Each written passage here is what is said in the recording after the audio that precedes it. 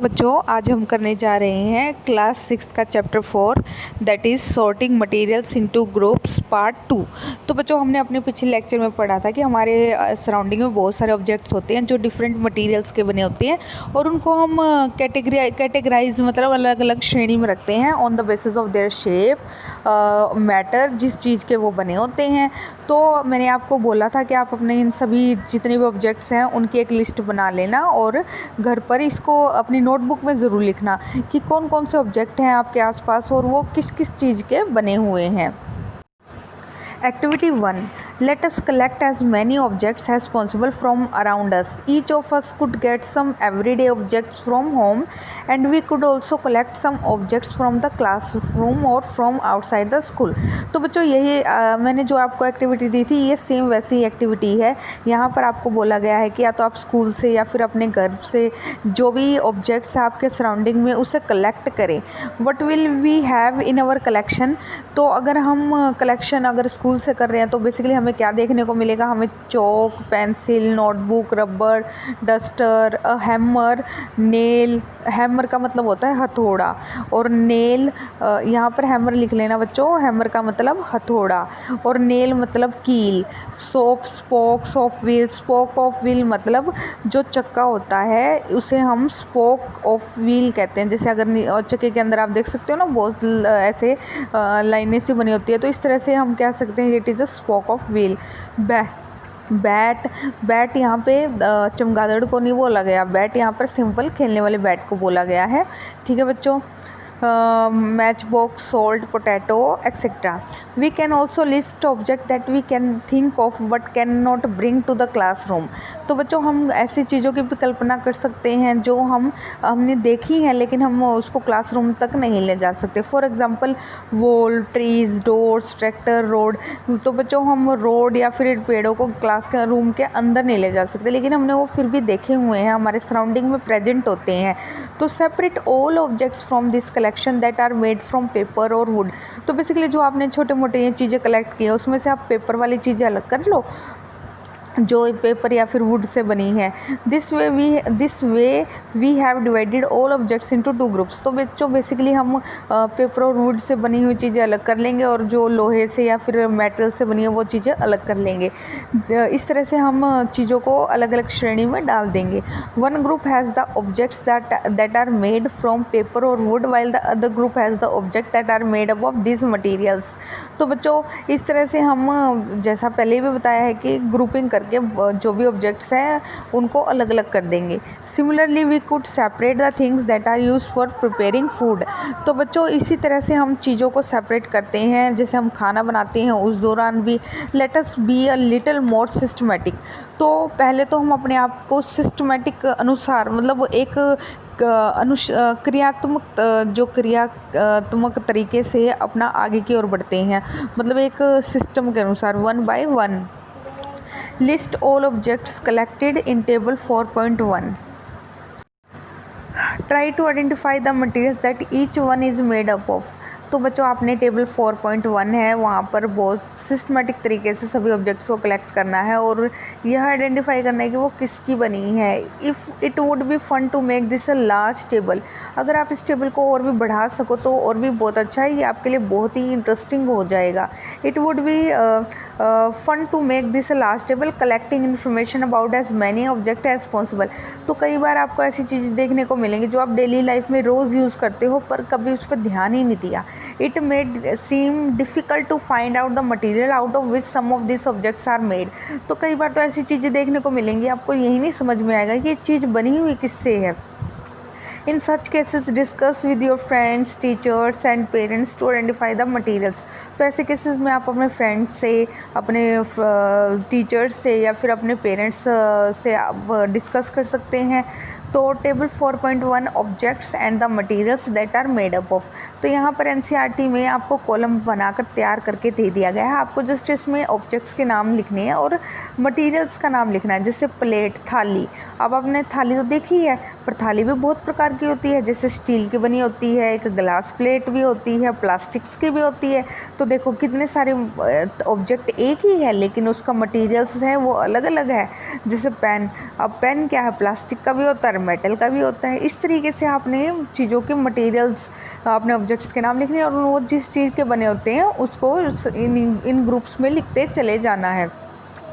तो एक्टिविटी 2 को स्टार्ट करते हैं। Table 4.2 list some common materials. You can also add more materials in column 1 that are known to you. तो बच्चों आपने 4.2 टेबल में और भी मटेरियल ऐड करते जाना है और प्लस जो मटेरियल गिवन है उसके बारे में भी बताना है, ठीक है।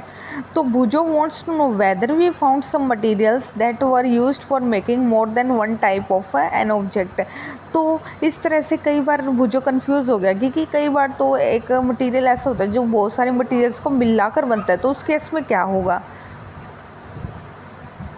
Column 1 that are known to you. Now try and think of everyday objects you know that are made mainly of these materials and list them in column 2. तो बच्चों टेबल 4.2 को पहले देख लेते हैं। Different type of objects are that are made from the same material. तो यहाँ पर मटेरियल क्या है, सेम है, और ऑब्जेक्ट्स क्या है, बहुत ज़्यादा है। देखो पहले वाले टेबल में हमने क्या पढ़ा था, वहाँ ऑब्जेक्ट एक था और मटेरियल्स बहुत ज़्यादा थे।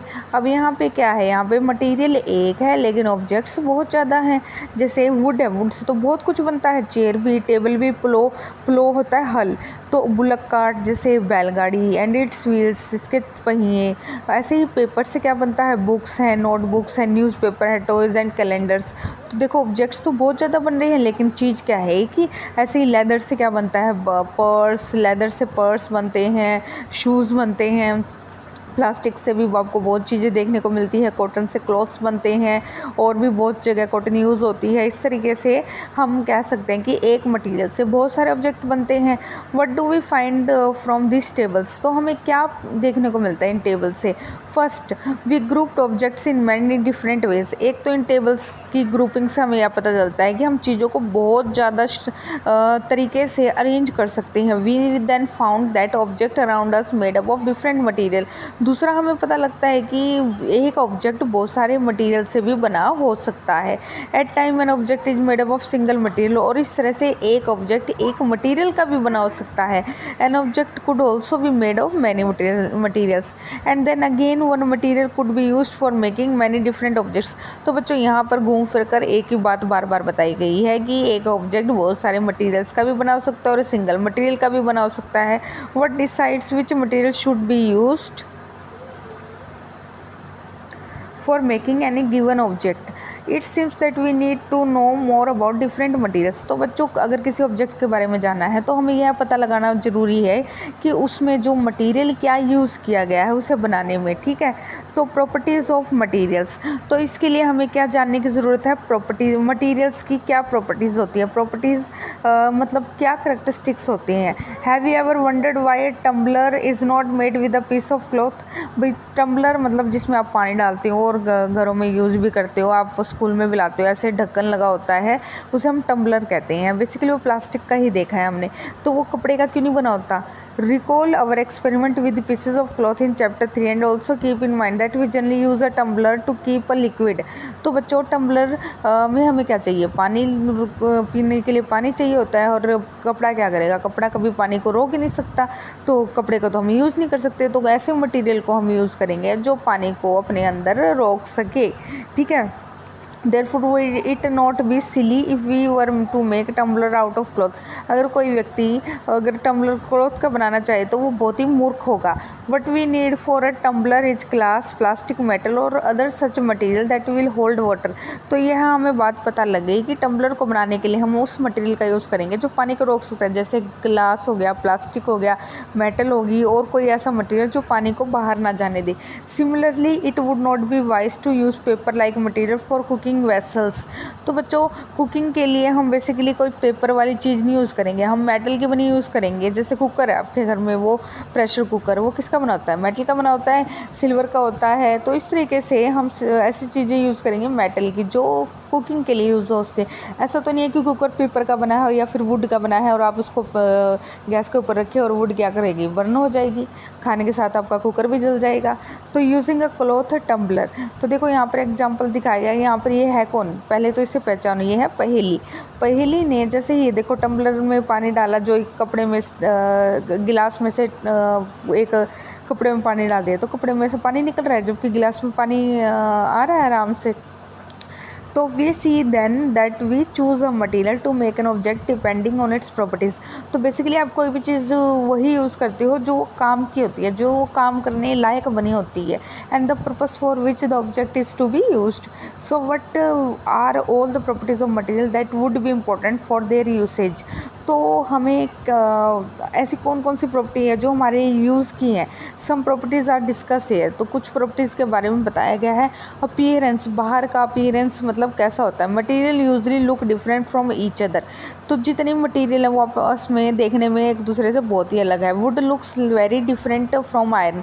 तो अगर लकड़ी को, अगर आयरन को आपके सामने रख दिया जाए और आपकी आंखें बांध दी जाए तो भी आप पहचान लोगे ये वुड है, ये आयरन है। Iron appears different from copper और एल्यूमिनियम। और अगर आप देखा जाए तो कॉपर और एल्यूमिनियम से आयरन बिल्कुल अलग होता है। जो तांबा होता है तो वहाँ से उससे बिल्कुल ही आयरन अलग होता है। At the same time there may be some similarities between iron, copper and aluminium. तो बच्चों ये आयरन, कॉपर, एल्यूमिनियम है क्या? ये मेटल हैं, धातु हैं, ठीक है। That are not there in wood. ये धातुएं हमें बिल्कुल अलग होती हैं, किससे? वुड से, ठीक है। आपके घरों में जो लोहे का दरवाज़ा देखा होगा आपने, तो वो बिल्कुल अलग है किसके? लकड़ी के दरवाजे से। तो बच्चों आज के लिए इतना ही। आप चैप्टर को अच्छे से पढ़िए। धन्यवाद।